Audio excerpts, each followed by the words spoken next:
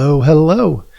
Welcome to Healthy Perspectives, a podcast that takes on current cultural and social issues through a clinical lens.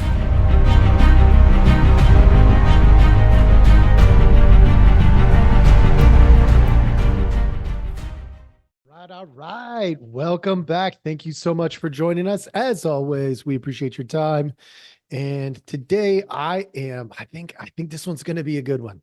I think it's going to challenge you. I hope that it's going to challenge you in a way that maybe you haven't challenged yourself, maybe ever, but definitely not recently. That would be my guess.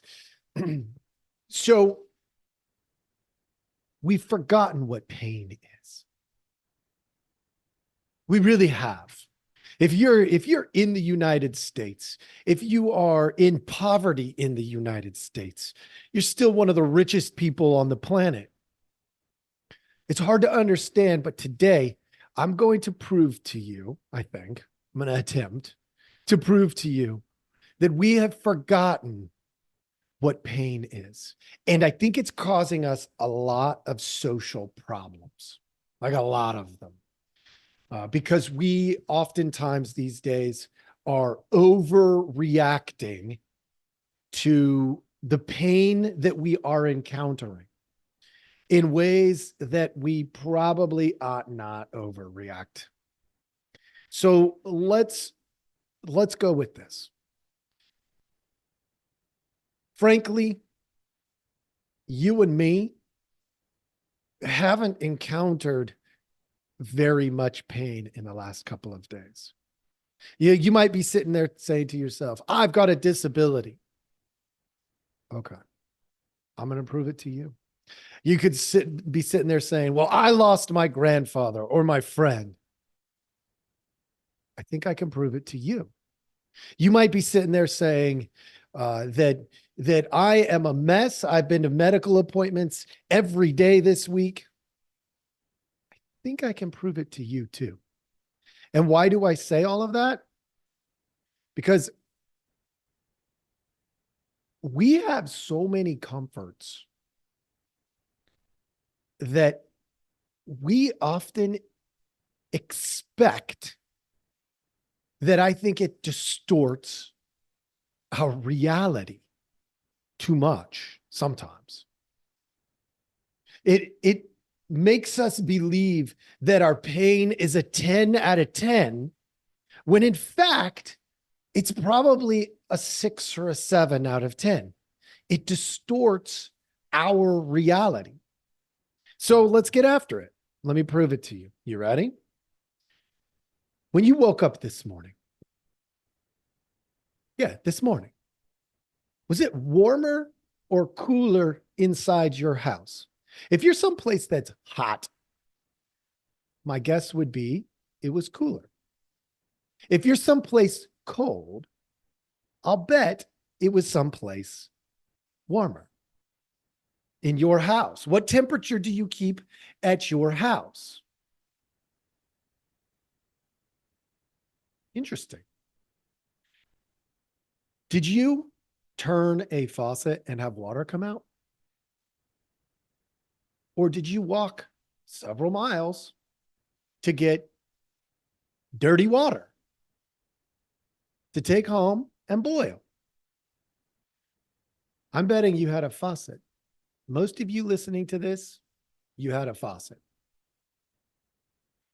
Was your shower warm or was it cold? Now, if you were the last one in the house to go take a shower, you might have had a little bit of cold water. But was it cold like the river or the lake? Yeah, right now it's January. If you were using cold water in nature, it'd be probably a lot colder than the water you used, even if you had the cold shower. When you got in your car, was there heat or air conditioning on? Did you turn it on? Do you have seat warmers? Did you ride a bus or a train? instead of walk? I haven't even made it. I haven't even made it past let's get to work or let's get to school. And I think you can probably already tell we have a lot of comforts. How about coffee? Any of you have a coffee or some drink of choice today? Did you go out for lunch? Did you pack a lunch? Or did you have to go find a lunch, like hunt it down or gather your lunch? Like there's so many comforts that we have in our daily life right now that unfortunately, I think what's happening is we're distorting our realities.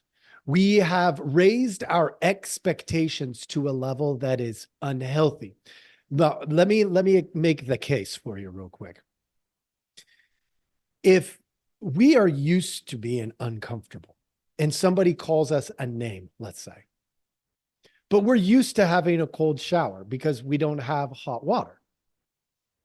How much does it matter that they called you a name? Do you think it matters more or less?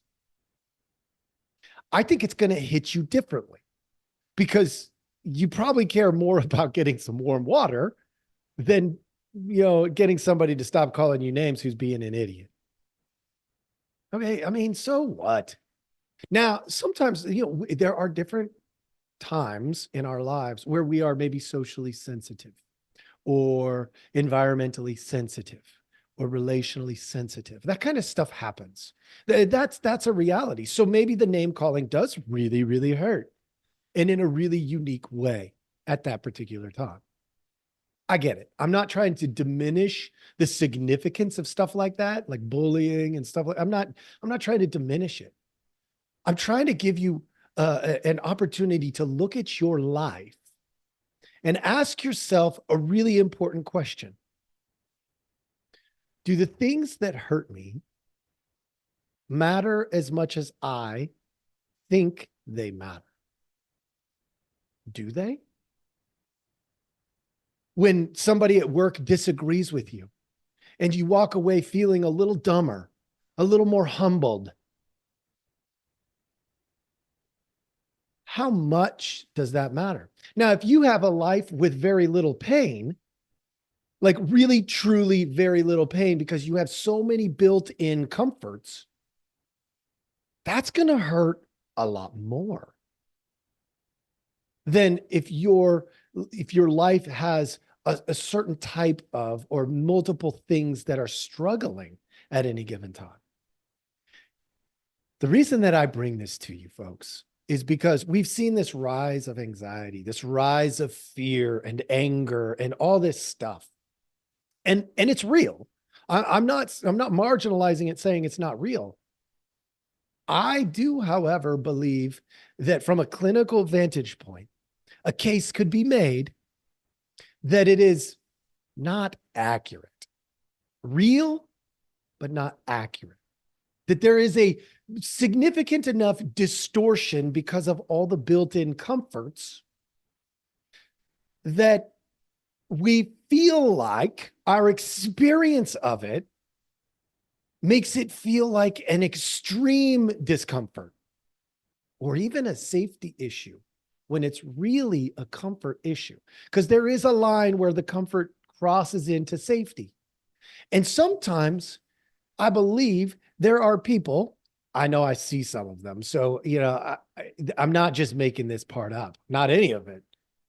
But there are people who cross that line into, a safety issue and feel so overwhelmed because they're so used to being comfortable that they really start to believe their life is over. That's a problem. That's a problem, folks. And it starts with our everyday comforts. When you go to the grocery store, do they have all the things you need? pretty much. I mean, I hear people in my life complain when the grocery store doesn't have this or that or whatever. They were out of this or they had to substitute with this. And I'm like, oh my gosh, you are so comfortable that you can get what you want when you want it. I want warm water. Turn the faucet. I would like some coffee to perk me up. And we wonder why we're going to things like addictions. It's because we're so used to the comfort that even a small discomfort could make us try to come up with a solution and turn to really terrible things. Okay, I think I've made my case, but in true fashion to what we do here at Healthy Perspectives, I'd love to give you some ideas of what you can do. Number one, read some books about pain. My favorite is probably C.S. Lewis, The Problem of Pain. I mean, that guy articulated it as well as I've ever seen it. Super good. And it can give you some insight into the necessity of discomfort and pain in our lives at times. Now, I would never wish on you more pain than you need. I just wouldn't. What I would offer to you is that you could reduce some of the comforts that you have, and it will do similar to creating the pain that you need. Rather than, I don't know, go shower or bathe in a freezing cold creek or river. Turn the faucet to colder, even 5 degrees colder, 10 degrees colder. Take it from 85 down to 70. That's reasonable. 70-degree water. I mean, 70-degree water, folks, is not cold. It feels cold. But if you're not in there for 30 minutes, it's not going to hurt you. Even at 30 minutes, it's probably still not hurting. I mean, when we swim in the lakes in the summertime, 70 degrees, we're like, I could swim in this all day. I know when you go to get out of the shower and you've gotten out of a cold shower, opening that door to get out or sliding that door to get out or moving that curtain to get out, you're like, oh, it's going to feel so cold. You want to know something that happens? This is proof of the distortion. If you turn on the cold water and you turn off the shower afterwards, instead of turning it back to warm, when you open the door, slide the sliding door or open the curtain or whatever, and you reach for your towel, did you know you start warming up right away? Because the air temperature is warmer. You initially might have a burr moment, but as soon as you grab your towel and you start drying off, I'll bet you get warm much quicker than if you get out of a hot shower and try to dry off. See, the discomfort. You just adjust the discomfort or the comforts. Make them slightly less comfortable. Drive with the window down, even if it's kind of cold outside. Feel that coolness of the air. Turn some of the lights in the house down so that you have to work harder to see everything. Don't do something dangerous, of course. But these are some very simple options that you can do. You turn down the coffee. Walk right by it. When you go to the grocery store, you don't have to get everything you want. Tell yourself no to a couple of things that you kind of wanted. These are options to create intentional discomfort In other words, I could be more comfortable, but I'm choosing less comfort. You might find you save a few bucks too. Not a bad thing. Now, why do these things? So that you can have a better scale for pain and suffering and for comfort. You can adjust your scale this way so that when somebody close to you passes away, when somebody is not kind to you, or when somebody creates a situation where your anxiety skyrockets higher and higher, it feels more tolerable. And if you do that, folks, I'm telling you, it can change your life. Little bits can make a big difference. So just take a look at your day. Where can you purposely let go of a comfort? I'm not even asking you to make yourself uncomfortable necessarily. You don't have to take a cold shower. Just let go of the comfort.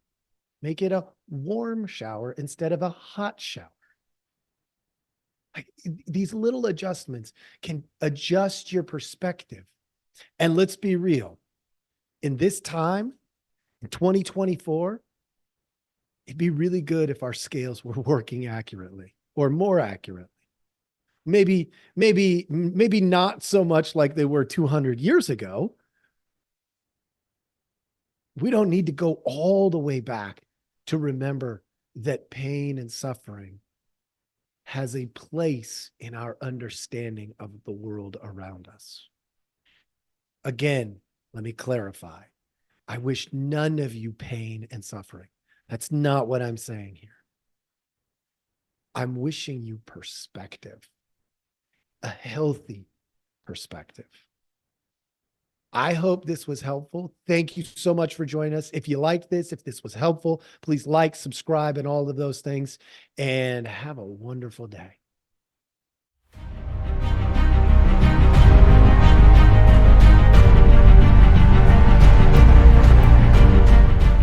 Hey, everybody. Thanks for listening.